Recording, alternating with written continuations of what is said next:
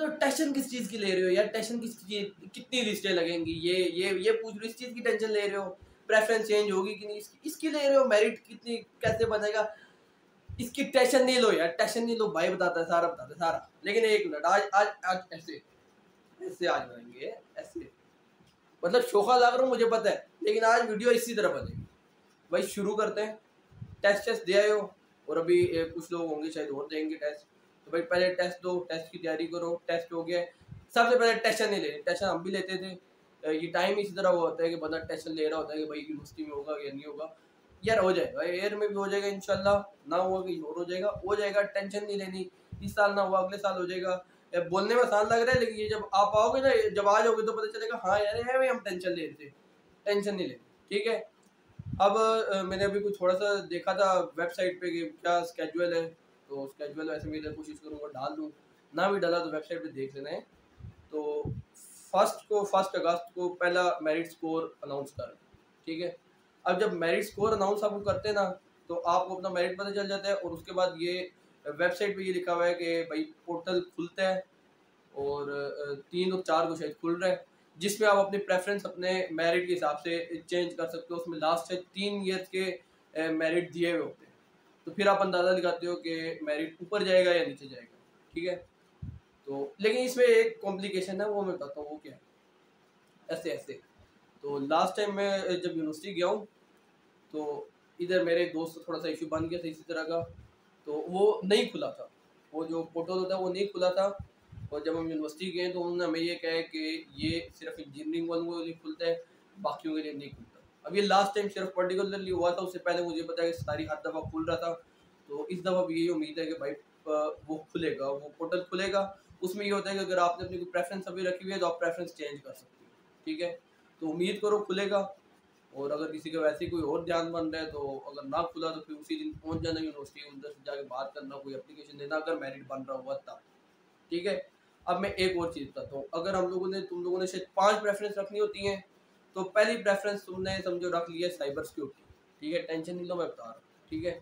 अब दूसरी तुमने रख ली है गेमिंग एंड मल्टीमीडिया या आर्टिफिशियल इंटेलिजेंस, ठीक है। एक ये बच्चा है, एक बच्चा वो है जिसने पहली रख ली है आर्टिफिशियल इंटेलिजेंस, और दूसरी रख ली है साइबर सिक्योरिटी, ठीक है।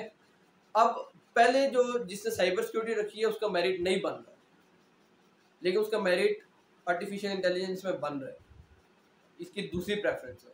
लेकिन इधर जो है जिसने आर्टिफिशियल इंटेलिजेंस पहले रखी है और उसका भी मेरिट बन रहा है, तो पहले वो जिसने पहले रखी है वो उसको प्रेफर करेंगे।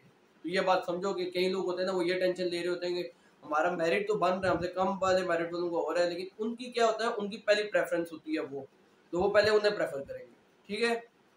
ये होगी है प्रेफरेंस की बात। दूसरी बात ये है कि जो मेरिट लिस्टें होती हैं वो कितनी लगती हैं। तो पहली मेरिट लिस्ट लगेगी शायद आपकी 1 अगस्त को, नहीं मेरिट स्कोर होगा, हाँ लिस्ट लग जाएगी, और उससे पहले मेरिट स्कोर होगा, वो मैं स्केड्यूल डाल दूँगा।